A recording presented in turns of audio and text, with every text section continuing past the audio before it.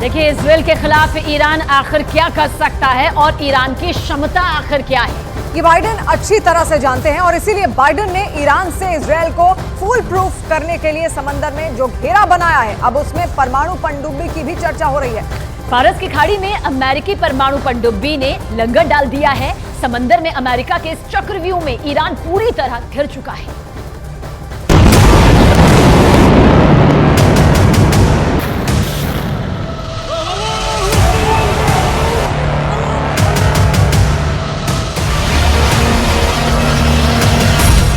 Hamas के खात्मे के बाद नेतन्याहू का प्लान।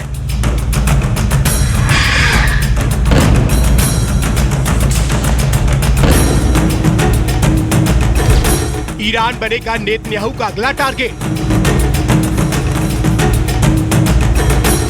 फारस की खाड़ी में जंग का नया मोर्चा।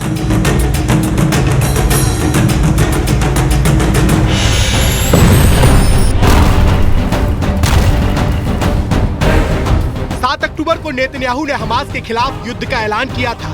7 अक्टूबर को नेतन्याहू ने कहा था हमास का अंत तुरंत होगा। 1 महीने के भीतर नेतन्याहू अपने लक्ष्य के करीब पहुंच गए हैं। जमीन से लेकर पाताल तक बने हमास के ठिकानों तक इजराइल की सेना पहुंच चुकी है।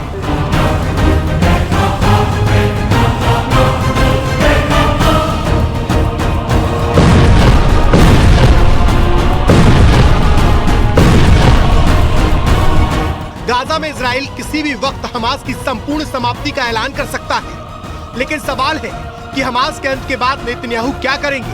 क्या हमास के अंत के साथ ही इजराइल का युद्ध समाप्त हो जाएगा? इसका जवाब सीधे सीधे देना आसान नहीं है, क्योंकि अमेरिका और इजराइल ने जमीन से लेकर समंदर और आसमान में जो तैयारियां कर रही हैं, वो सिर्फ और सिर्फ हमास के लिए नहीं है।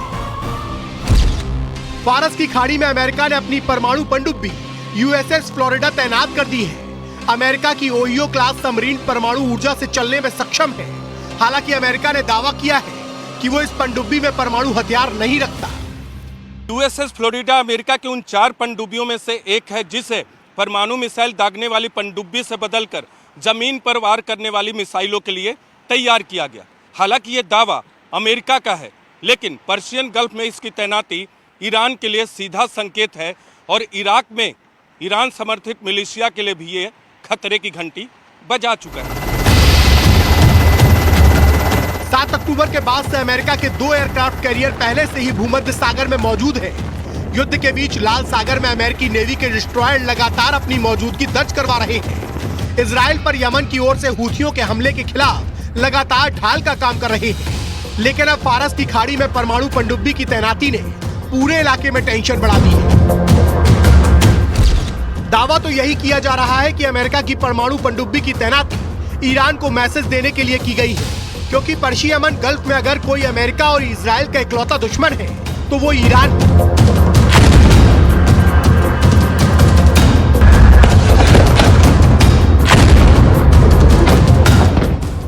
यानी हमास के खात्मे के बाद अमेरिका को भी ये लग रहा है कि ईरान इजराइल के खिलाफ बड़ा खेल शुरू कर सकता है, और इसी खेल को समंदर के रास्ते रोकने के लिए ईरान ने मुकम्मल तैयारी की है।